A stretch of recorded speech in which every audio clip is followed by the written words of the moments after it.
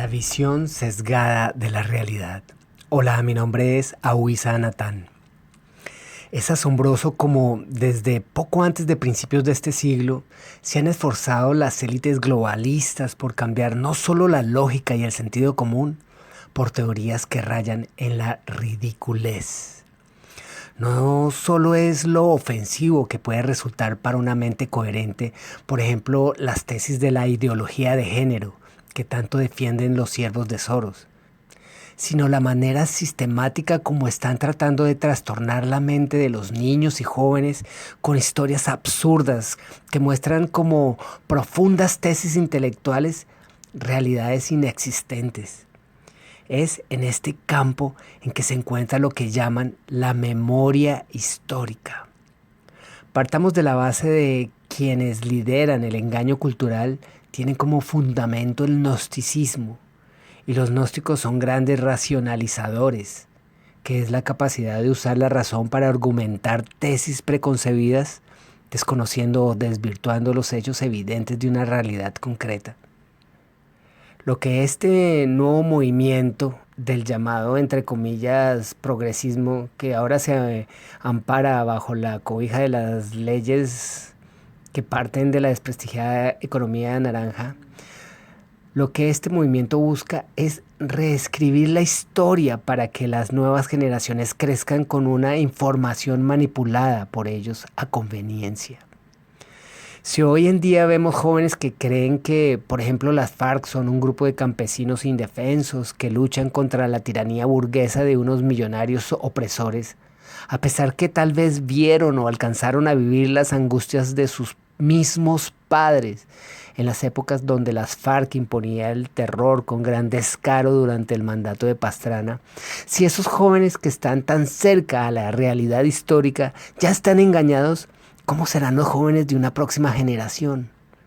Esos jóvenes desconocen que esa tal memoria histórica puede ser inducida, que es parcial, que es vulnerable debido a sus contradicciones y toca estarla defendiendo con una fe ciega en argumentos estrambóticos que normalmente comienzan con retóricas como han estado engañados por la religión y el establecimiento, y que incluso puede llegar a hacernos creer que hemos vivido algo que nunca ha sucedido. Mientras, la realidad histórica es imparcial, porque no se basa en memorias, se basa en documentos históricos que ayuden a reconstruir los hechos. Es una labor detectivesca, no filosófica.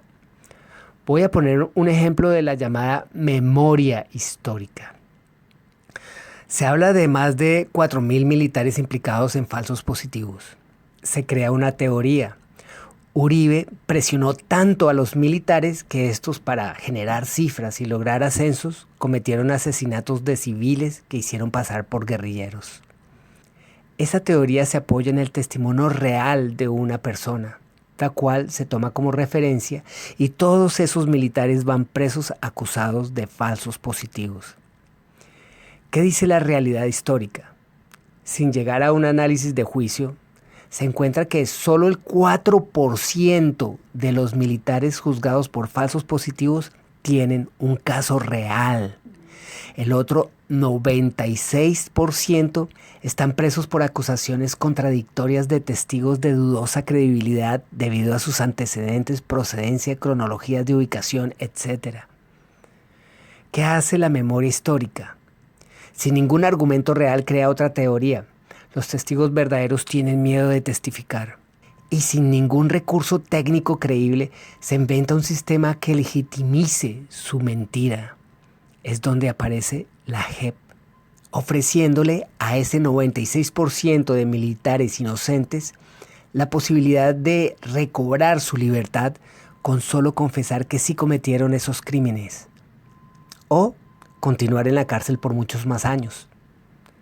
Si estos militares aceptan mentir inculpándose para poder ver y abrazar a sus hijos que ya son mayores y a sus esposas que los esperan con devoción, se habrá concretado para las futuras generaciones que la lucha contra las FARC fue una lucha de un Estado asesino y opresor contra un pueblo indefenso. Y tendrá respaldo en esas actas judiciales de la Jurisdicción Especial para la Paz. Así como pasó en Cuba, después de estar entre las primeras 10 potencias mundiales y ser el tercer país más rico de América, con la tercera capital más moderna del mundo, antes de 1959, justo antes de que llegaran los Castro, 10 años después, ya era un miserable país de hambre y corrupción.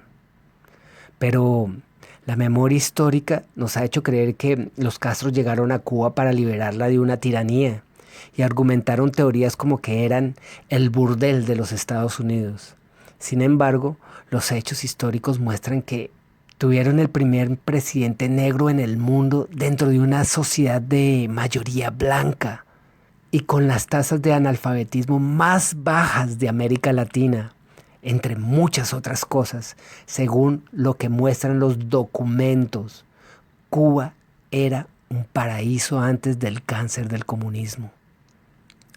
Muchos de los jóvenes de entre 12 y 20 años menosprecian los testimonios vividos por sus padres cuando les hablan de la grandeza de Venezuela antes de Hugo Chávez y se pegan a una insulsa retórica que reza que los ricos oprimían al pueblo y Chávez llegó a hacer justicia.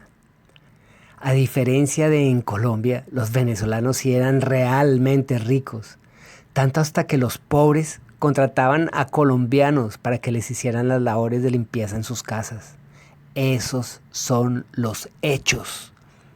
Pero la manipulación de la llamada memoria histórica, que es un abanderado de la ley naranja de Soros, puede hacerle creer a los jóvenes de hoy que el agua no moja, que es solo una sensación banal de una piel corrompida.